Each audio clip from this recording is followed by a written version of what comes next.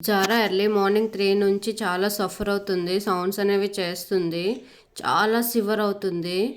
Maybe దాని pains start అయ్యావనుకుంటా. ఇబ్బంది పడుతుంది. కరెక్ట్‌గా 3:00కి వచ్చి నా దగ్గర వచ్చి లేపింది. నేను లేచి చాలా టెన్షన్ పడ్డా దాని దుక్కు చూసి ఏమవుతుందేమో అని చెప్పి.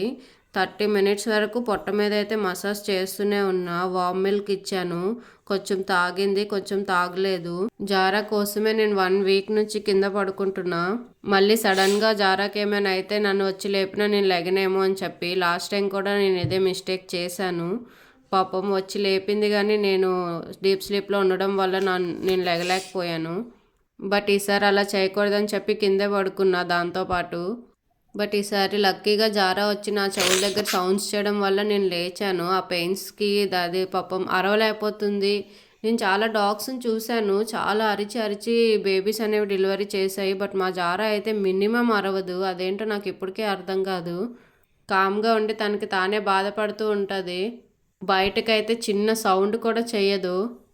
ఇంకా నాకు అర్థమైంది పిల్లలు పెట్టేస్తుందేమో అని చెప్పి మా తమ్ముడు రూమ్కి అయితే వెళ్ళింది. బట్ నిన్నే అక్కడ ఒక మంచం ఉంటే ఆ మంచంకి చిన్న గ్యాప్ ఉంటే ఆ చిన్న గ్యాప్లో పెడదామని అనుకుంటుంది. బట్ పిల్లలకి ఏమైనా అవుతుందని చెప్పి మేము ఆ మంచాన్ని అయితే జరిపేసాము వాల్ సైడ్. అక్కడ కూర్చుంది ఇప్పుడు. అక్కడ కూర్చొని ఆ మంచాన్ని అయితే జరపమంటుంది. బట్ జారా నా స్టేజ్లో చూసి మంచాన్ని అయితే జరుపుదాం అనుకున్నా. బట్ నా ఒక్కదాని వల్ల అయితే మంచం జరపడం అవ్వదు, చాలా బరువుగా ఉంది. సో నేనైతే మళ్ళీ నా రూమ్కి తీసుకొచ్చి నా బెడ్ మీద కూర్చోబెట్టి చాలాసేపు పొట్ట మీద దాని హెయిర్ పైన మసాజ్ చేస్తూనే ఉన్నా, లెగ్స్కి మసాజ్ చేస్తూనే ఉన్నా. చాలా షివర్ అయితే అవుతుంది. దాని బాడీ మొత్తం లో టెంపరేచర్కి వచ్చేసింది, అందుకే చాలా షివర్ అవుతుంది అది.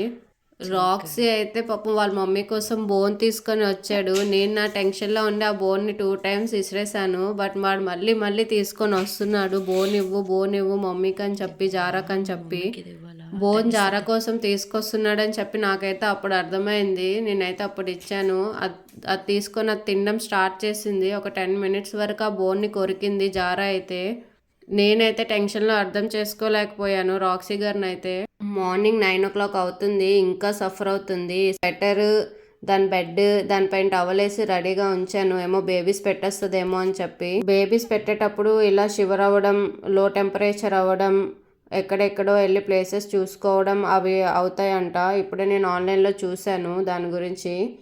ఎనీ టైం అయినా ఈరోజు బేబీస్ పెట్టేస్తుందని నేను అనుకుంటున్నాను. పెట్టేస్తుంది పాపం, దాని బాధ మొత్తం తీరిపోతుంది, హ్యాపీగా ఉంటుంది రేపటి నుంచి.